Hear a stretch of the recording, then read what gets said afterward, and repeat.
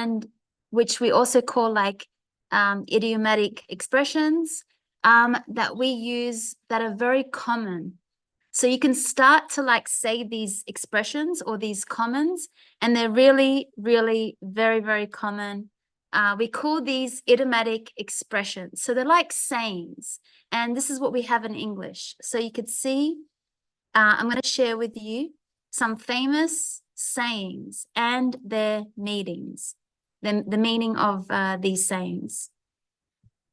So we know in every language, you have your own expressions, and they're wise sayings. So wise sayings means like it's like a saying that has a message to it. It's a meaning to it. Okay, so maybe they give us advice about how to live, or they have some ideas of principles. Principle means like values, you know, what's really good in our culture or society. So we call these idioms, or you could just say sayings. And really they have this figurative meaning. It means it's not real because it will have a message in it. So it'll be using an idea to give you a message. Okay, so we're going to be looking at some of the most everyday, conversational, common, idiomatic expressions that we use, which I think can help you with your English, because if you can also, you'll hear a native speaker say it. So if you're learning English, you also want to be able to understand what is this expression that this native speaker is saying. So let's look at them and look at their meaning. So you'll see what I mean. I'll just pick the ones that are very common. You would have heard this one. Actions speak louder than words. Have you heard this saying? Actions speak louder than words. Yes. Yeah, it's very common. It just means if someone says to you, you said to someone, oh, look, they told me this, this, this. They promised me they're going to do this. But you could say, well, actions speak louder than words.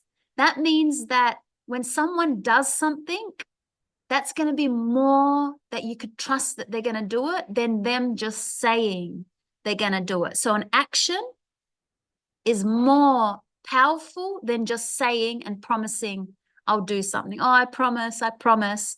But when you see someone do it, an action, that is bigger, that is more powerful. So that's what it means. Actions speak louder than words. Words just saying, oh, you know, I promise you, I'll help you.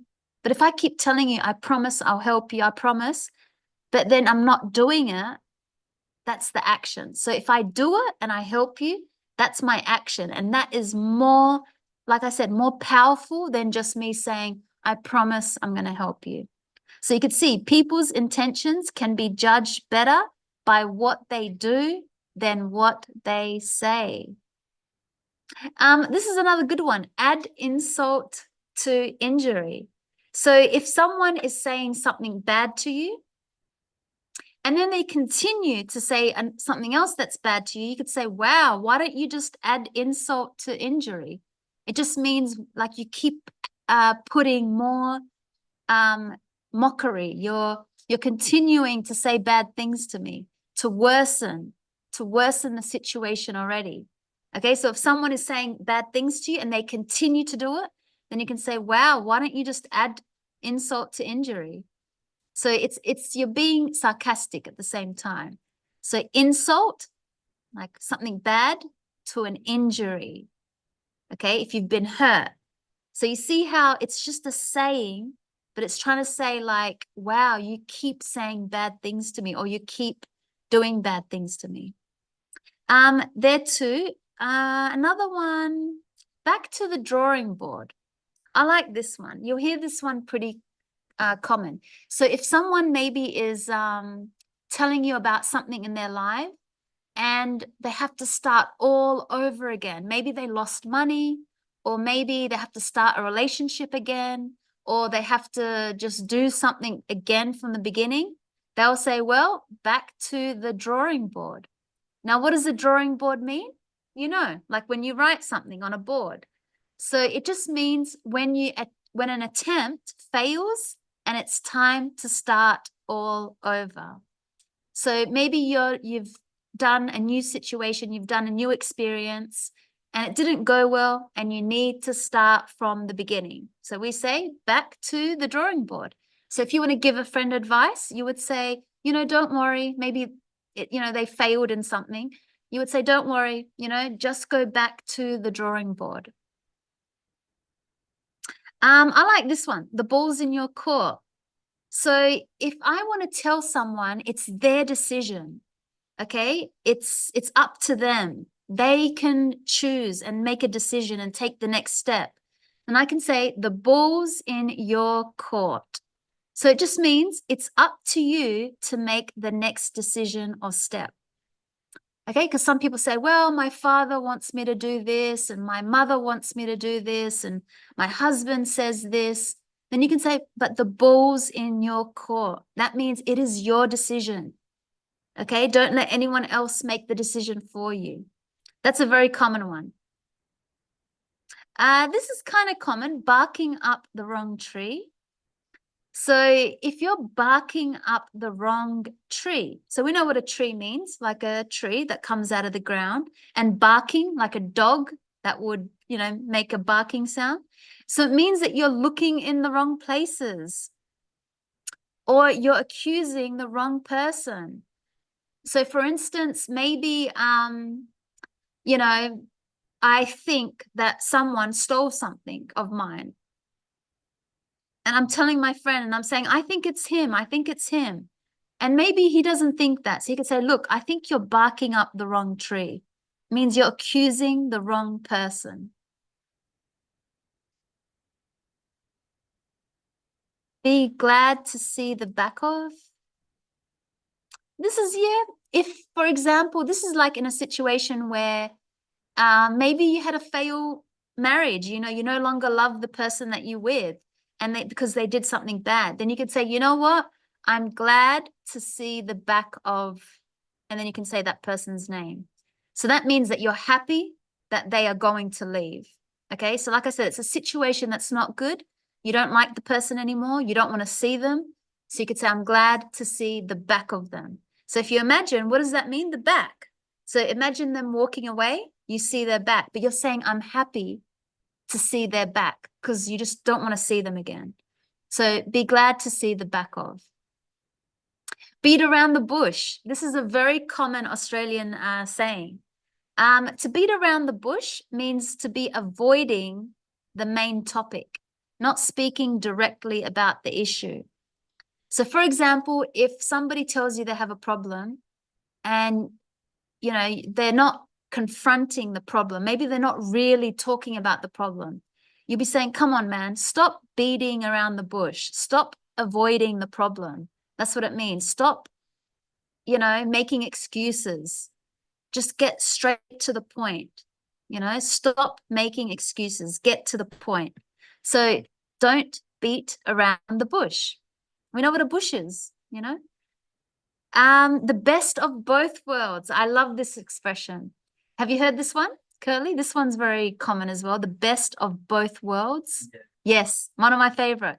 It means like if someone's telling you, I don't know, something is happening in their life, and you could say, my God, you've got like two opportunities, like take advantage of it. That's the best of both worlds. So when they have two things maybe happening maybe the things are going good, they're working and they're studying, but maybe they're complaining. You'll say, come on, you've got the best of both worlds. Okay, so it means take all the advantage.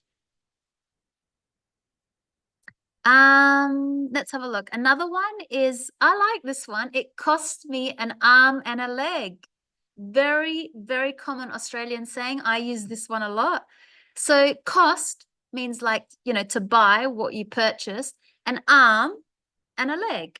So when I buy something and it's very expensive, so maybe Lucy will say to me, where did you get that dress? It's very nice. I'll say, well, it cost me an arm and a leg. It means it was very expensive.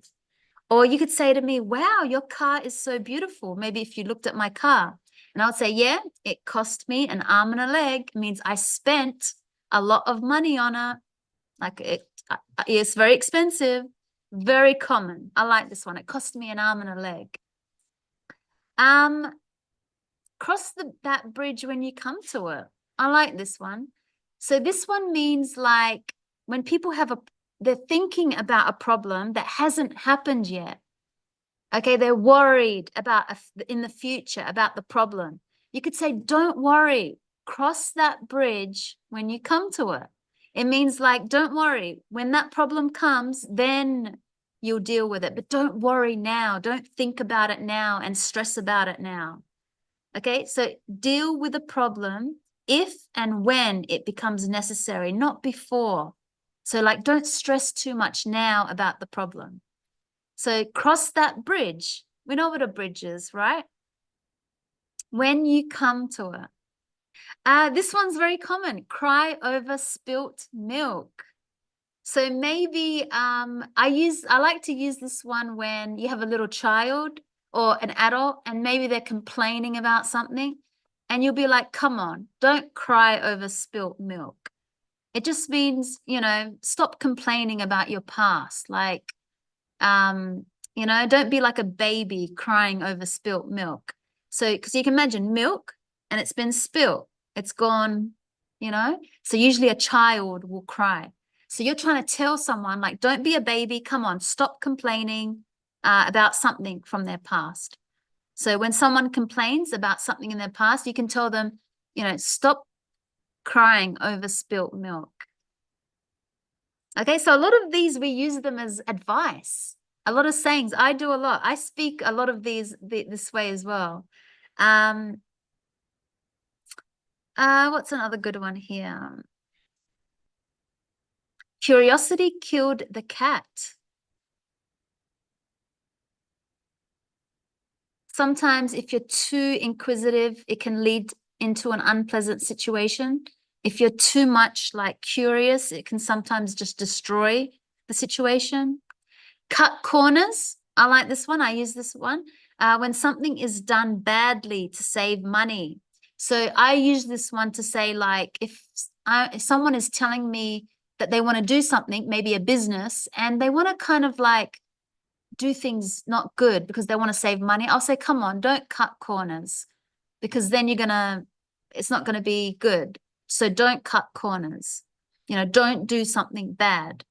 Don't cut corners. I like this one. Don't give up on your day job. So this is when someone is, you're not very good at something and you could definitely not do it professionally. So for example, maybe somebody wants to sing and, their voice is not very good and they want to focus so much on singing, but their voice is not good. So you would tell them, don't give up your day job. Okay, it means, don't do something you're not good at. Something that you can't be a professional at. Don't do it. Don't put all your eggs in one basket. Okay, it means do not put all your resources in one possibility. So don't put all your focus on one thing. So eggs, don't put all your eggs in one basket. Don't put all your mind, all your thoughts, all your energy on one thing. So maybe someone is just very stressed and always thinking about something. You would say, look, don't put all your eggs in one basket, or they're just so focused on one thing that they're forgetting to think about other important things in their life. Elvis has left the building. Not really. We don't use this one, but I hear it. It just means the show has come to an end. It's all over. So how would I use it in real life? Real English, natural English expression, conversations. Maybe if like there's a fight going on and, I'm watching it with my friend and then they take away the bad person, then I'd say, oh, look, Elvis has left the building, because it's like a show. I'm watching people fighting and it's come to an end. It's all over. Maybe that's how I'd use it. Or, yeah. Feel a bit under the weather. I like this one. This is very, very common. It means I'm not feeling too good. I'm slightly ill. I'm not feeling well. So if someone says to you, how are you feeling today? You could say, well, I feel a bit under the weather. Have you heard this one? Yeah, I know, because I know the common ones that you might have heard. So it means I don't feel too good. I'm not feeling well.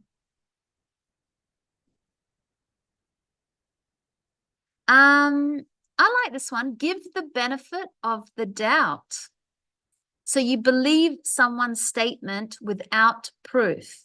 So, for example, maybe you have a friend and you think that they're lying about something. And I will say to you, look, just try to believe them, until you can prove that they are a liar, try to believe them. So give them the benefit of the doubt. That's how I would say it. It means trust someone, believe them until you have proof that they are lying or they're not doing something good. So you give them the benefit of the doubt. It means you just believe them. That's all. If you heard something on the grapevine, so we know what grapevine means, in the winery, you'll see where they grow the grapes to make wine. So you hear it on the grapevine. It means to hear a rumor about something or someone. So you could be telling me, oh, guess what? I heard like this and this about my friend. We're talking about another person. I said, oh, where did you hear that? Who told you? You could say, well, I heard it on the grapevine. It just means, oh, it's just a rumor. People are just saying it. Hit the nail on the head. I like this one. To do or say something exactly right.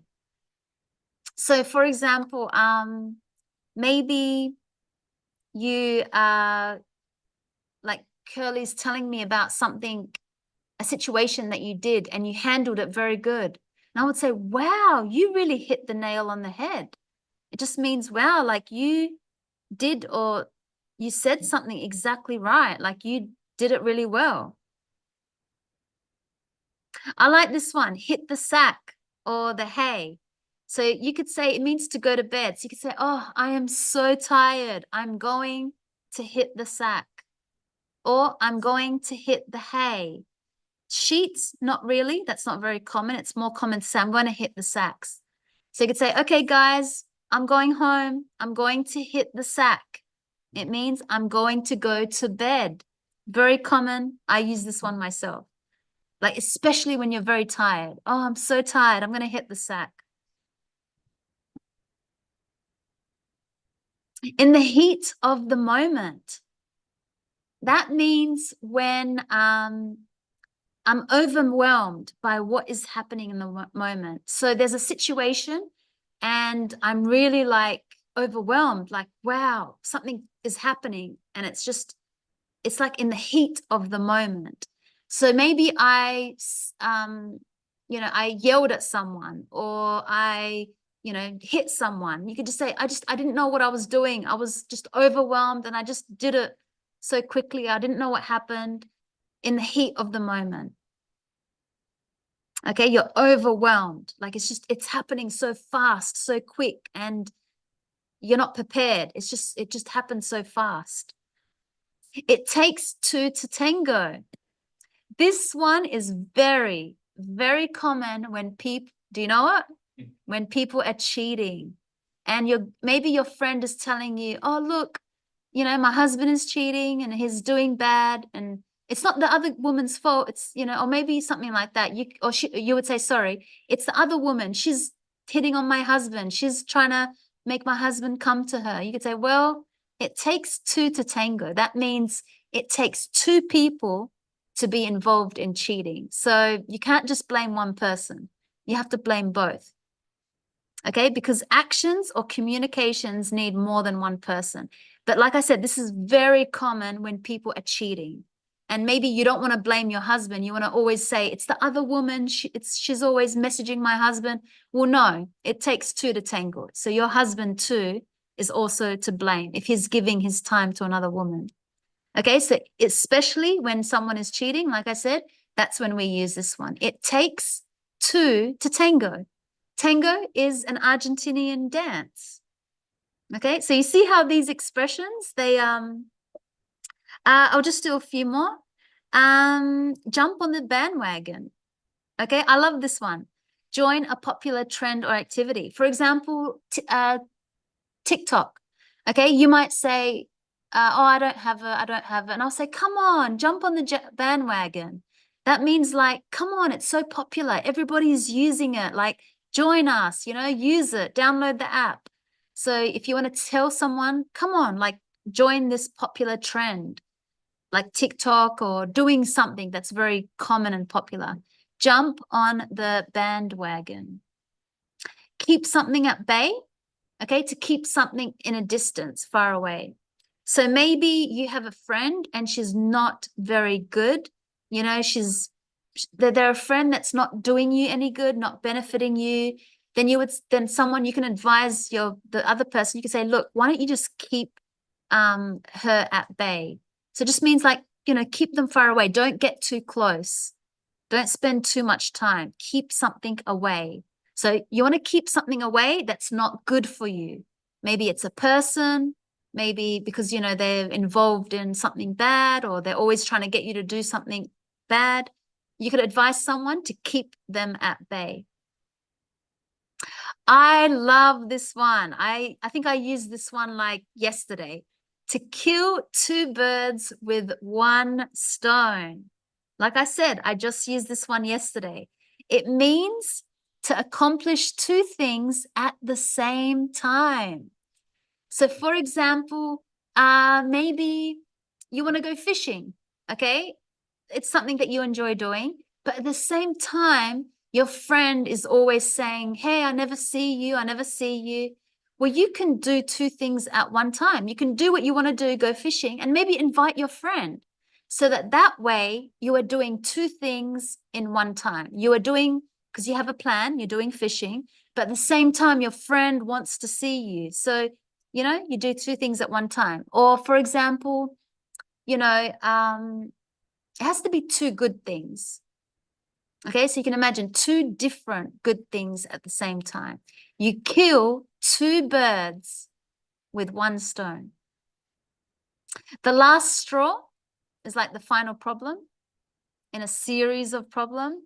So if you're talking about, oh my God, I have this many problems going on, and you can say, and the last straw is this. Let the cat out of the bag. To share information that was previously concealed. So maybe to let out a secret. Maybe, I told you a secret. So that means that I let the cat out of the bag.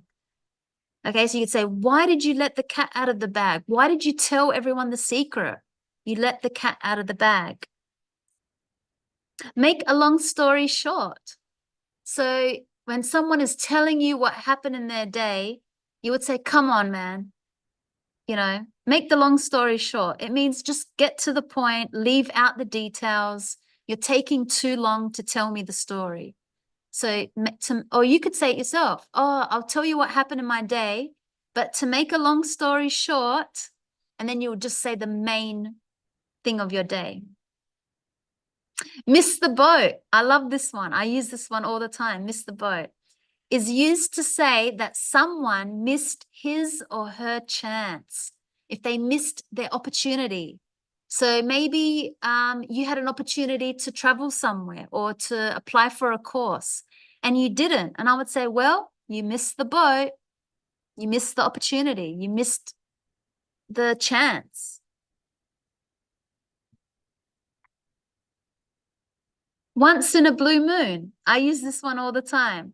It happens very rarely. Have you heard this one, Curly? Once in a blue moon? Yeah. So if something happened and I did something, but I would say to you, look, but it doesn't happen all the time. This is just once in a blue moon.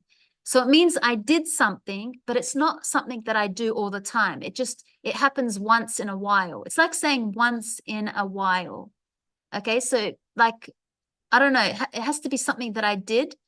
And then I'll say it's not like regularly that I do it. It's not, continuous that I do this. It's just, it just happens once in a while, once in a blue moon. Hey, not like every day.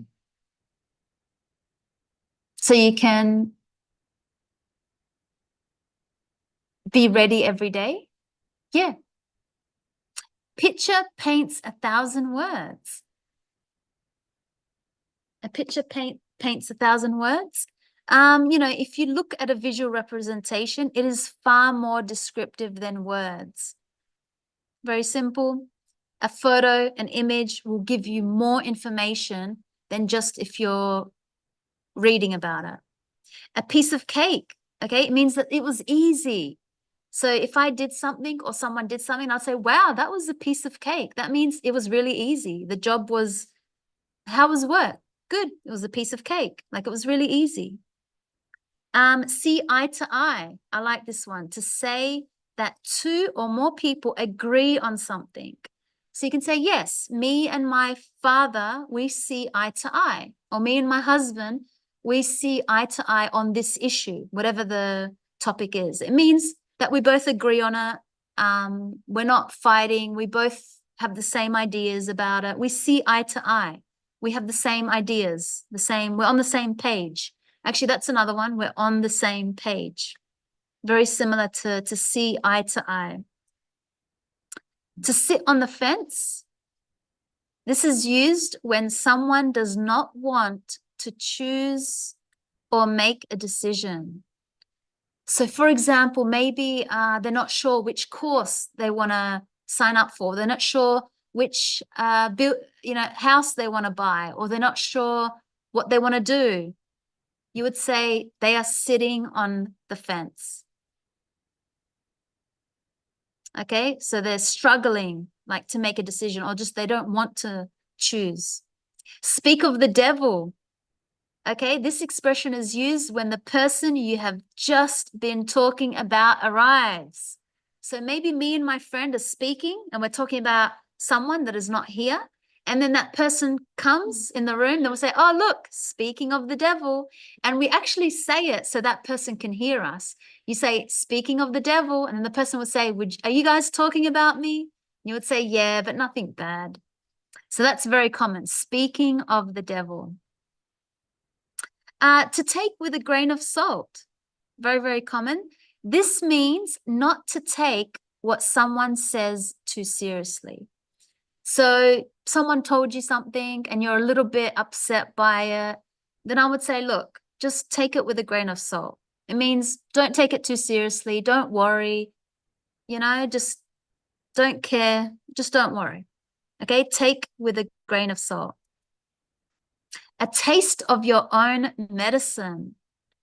When something happens to you or is done to you that you have done to someone else. So this is especially common when someone has done something bad to you, and then you go and do it maybe to them or to someone else. So it's like you're getting a taste of your own medicine. You're experiencing exactly the bad thing that someone did to you that now you are doing to someone else. So it's not a good thing. You don't want to get a taste of your own medicine, because that means that you're doing the bad thing that happened to you. I wouldn't be caught dead. You would never like to do something. So maybe you don't want to do something, an experience. You'd be like, I would never be caught dead doing that. Your guess is as good as mine. It means to have no idea. You don't know the answer to a question. So if somebody is talking about something and they're like, but do you know why or this? You're like, you know what? Your guess is as good as mine. It just means I have no idea. I don't know. And that's all that we had. So these were some idioms. As I said, that means expressions. And you can see how we use them. Yes, we do use these in everyday conversations. And I went through the ones that are very common. There's still so many more, but these were some of the most common ones. And it's fun. I really like them. I like to use these idioms. And it shows a high level of English. So first you want to perfect your grammar. And then when you have a good grammar, then you'll start to see that you could use these expressions just like a native English speaker would. Okay, so I hope you enjoyed that. We looked at quite a lot of all these idioms, okay, and their meanings. And yes, okay, so I enjoyed sharing that with you. And that's all that we had when we speak about idioms, which, like I said, is like expressions to say or show another meaning to